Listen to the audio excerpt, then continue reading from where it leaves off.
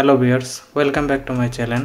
এটা হচ্ছে Xiaomi 4A gigabit addition. তো আপনারা যারা রাউটার কমিউনিটির সাথে আগে থেকে জড়িত তারা হয়তোবা জানেন এই রাউটারটা হচ্ছে একটি বদনাম রাউটার। কারণ এই রাউটারটার সমস্যা ছিল যে এই রাউটারটার ফার্মওয়্যারটা সেটা একদম বাজে ছিল। তার সাথে এই রাউটারটার মধ্যে আরও সমস্যা ছিল যে রাউটারটা নেট ছেড়ে দিত, রাউটারটা ওভারহিট হয়ে যেত। তো আমি এই সমস্যাগুলো সমাধান করার জন্য আমি এই রাউটারটার মধ্যে একটি কাস্টম ফার্মওয়্যার দেই, যেটা হচ্ছে OpenWRT। তো OpenWRT দেওয়ার কিছুদিন পর্যন্ত রাউটারটা স্টেবল অনেক সুন্দর চলছিল, রাউটারটির পারফরমেন্সও অনেকটা বেড়ে গিয়েছিল। কিন্তু সমস্যাটা তখনই হয় রাউটারটি যখন তার সর্বোচ্চ পটেনশিয়াল দিয়ে পারফরমেন্স দিতে থাকে তখন রাউটারটা অনেকটাই হিট হয়ে যায়, যার কারণে এই রাউটারটার মধ্যে সেই চেনা পরিচিত সমস্যা নেট ছেড়ে দেওয়া ওই সমস্যাটা দেওয়া শুরু করে। তা আমি অনেকদিন রিসার্চ করলাম এই রাউটারটার এই নেট ছেড়ে দেওয়ার সমস্যাটির সমাধান কিভাবে করা যায়। তা আজকের ভিডিওতে আমি দেখাবো জাস্ট দারাজ থেকে কিনা এই দুইটি প্রোডাক্ট দিয়ে কিভাবে এই রাউটারটির ওভারহিটিং এর সমস্যা সলভ করেছি। এই সিস্টেমটি আপনি চাইলে আপনার যে কোনো রাউটারে করতে পারেন। যদি আমার দেখানো এই মেথডটা করেন তাহলে আমি এতটুকু বলতে পারি যে রাউটারের আর ওভারহিট সমস্যাটি থাকবে না। তো কিভাবে রাউটারটির ওভারহিটিং এর সমস্যাটির সমাধান করেছি চলুন আর দেরি না করে দেখে আসি।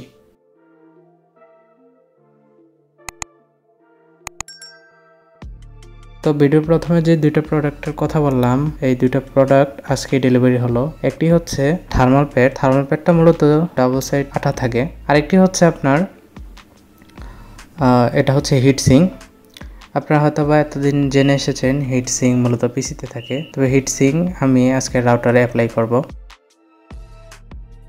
তো এটার মধ্যে হচ্ছে থার্মাল প্যাডগুলা। তো থার্মাল প্যাডগুলা ডাবল সাইড আঠা আছে, এটা রাউটারের প্রসেসরের সাথে হিটসিঙ্ক লাগাতে সাহায্য করবে। আর এই প্যাকেটটার ভিতরে অবশ্যই হিটসিঙ্কগুলো থাকবে। হ্যাঁ, এটার মধ্যে হচ্ছে হিটসিঙ্ক। আমি এখন কেটে নিব এটা। তো দেখেন এখানে তিনটা সাইজের হিটসিঙ্ক এসেছে।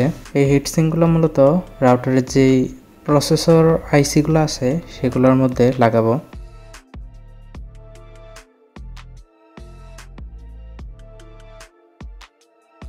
এখানে আমি যদি সাইজটা দেখাই এগুলা ছোট ছোট অনেকটা, আরেকটা বড়। এই বড় হিটসিঙ্কটা মূলত মেইন যে সিপিইউ ইউনিট রাউটারের সেখানে লাগাতে হবে। আমি সাইজটা কম্পেয়ার করে দেখাচ্ছি আমার হাতের তালুতে রেখে। এটা হচ্ছে সবচেয়ে ছোট সাইজেরটা, আর এটা হচ্ছে সবচেয়ে বড় সাইজের,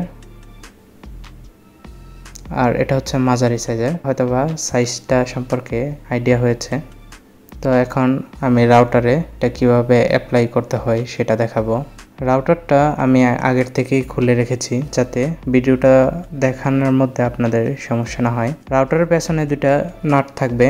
নাটটা এদিকের যে স্টিকারগুলো আছে সেগুলো তুলে তারপর নাটটা খুলে নিতে হবে। আমি সামান্য করে কোনা দিয়ে স্টিকারটা খুলে তারপর এই রাউটারটার নাটটা খুলে নিয়েছি।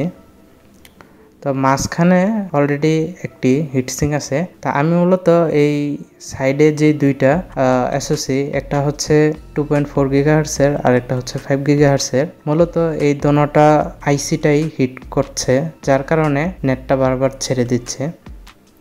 তা আমি এই দুইটা আইসিতেই হিটসিঙ্কগুলা লাগাবো। তো মাঝারি সাইজের যে হিটসিঙ্কটা সেটা আমি 5 গিগাহার্টজের যেই এসওসিটা আছে সেটাতে লাগাবো। আর এটা হচ্ছে 2 গিগাহার্টজের এসওসি, আর এটা হচ্ছে 5 গিগাহার্টজের এসওসি। তো এই দোনোটাই আমি এই হিটসিঙ্কগুলা, আমি রাউটারের লুকটা একটু কাছ থেকে দেখাচ্ছি। মূলত এই দুইটা আইসিতেই হিটসিঙ্ক লাগাতে হবে। তো হিটসিঙ্কটা লাগানোর জন্য আমাদের এই থার্মাল প্যাডগুলা ব্যবহার করতে হবে। তো আমি এখান থেকে দুইটা থার্মাল প্যাড নিয়ে নিচ্ছি। এখানে মোট 12টা থার্মাল প্যাড থাকবে। আমার এখন মনে নেই, আমি এখানে লিখে দেব প্রাইসটা, 12টা থার্মাল প্যাডের প্রাইস কত নিয়েছে। মূলত এই থার্মাল প্যাডগুলোর মধ্যে এই প্লাস্টিকের অংশগুলো থাকবে। এই প্লাস্টিকের অংশগুলো খুলেই রাউটারের যেই প্রসেসরটা আছে সেটাতে লাগাতে হবে।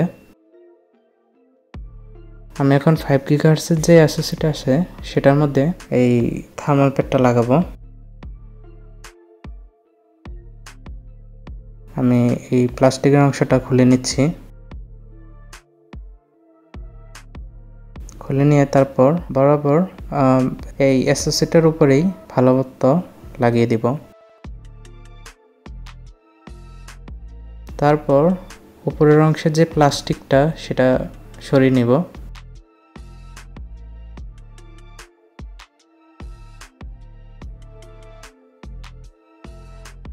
তো থার্মাল প্যাডটা লাগিয়েই তারপর আমি এই হিটসিংটা তার উপরে লাগিয়ে দেব। আপনি ভালো মতো লাগাবেন। আমি এখন এর উপরে চিপ দিয়ে একটু প্রেশার ক্রিয়েট করে হিটসিংটা লাগিয়ে দিলাম। তো আমার 5 GHz যে চিপটা আছে সেটার উপরে আমি হিটসিংটা লাগিয়ে দিয়েছি। তো এখন হচ্ছে আমি 2 GHz যে অ্যাসোসিয়েটটা আছে সেটার মধ্যে আমি থার্মাল প্যাডগুলো লাগাবো। আমি প্রথমে প্লাস্টিকটা খুলে নিচ্ছি। 2.4 GHz অ্যাসোসিয়েটটা অনেকটা ছোট, যার কারণে থার্মাল প্যাডটাও একটু কেটে নিচ্ছি যাতে এই চিপটা অনুযায়ী মিলে যায়। তো আমি মাপ দিয়ে নিচ্ছি, মাপ দিয়ে সাইজ অনুযায়ী কেটে নিচ্ছি। আপনারা চাইলে কেটে সেই সাইজ অনুযায়ী লাগাতে পারবেন বা ডাইরেক্ট লাগিয়ে দিতে পারবেন। আমি কেটে নিয়েছি।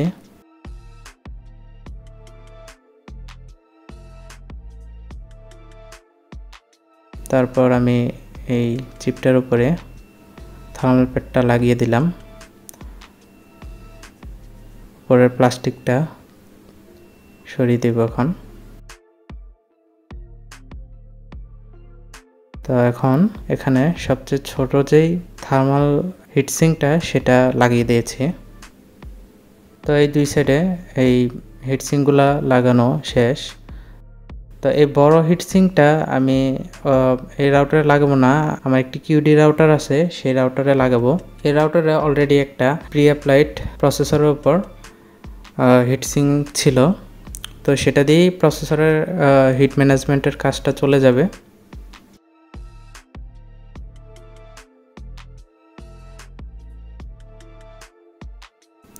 তো আমি এখন রাউটারের পেছনের যে কভারটা সেটা লাগিয়ে দিচ্ছি। আশা করি আমার ভিডিওটা আপনারা বুঝতে পেরেছেন। তো এই পদ্ধতিতে চাইলে আপনাদের যে রাউটারগুলা ওভারহিটের কারণে অনেকটাই হ্যাং করে, তো সেই ওভারহিটের থেকে বাঁচার জন্য এই সিস্টেমটা চাইলে করতে পারেন। আর অবশ্যই উচ্চতা মেপে তারপর আপনারা এই হিটসিংগুলো লাগাবেন। যেমন আমার রাউটারে বরাবর সাইজে হয়েছে, আপনারাও একটু সেই অনুযায়ী ক্যালকুলেশন করে এই হিটসিংগুলো লাগাইতে পারবেন। তো আজকের জন্য এটুকুই। ভিডিওটা সম্পূর্ণ দেখার জন্য আপনাদের ধন্যবাদ।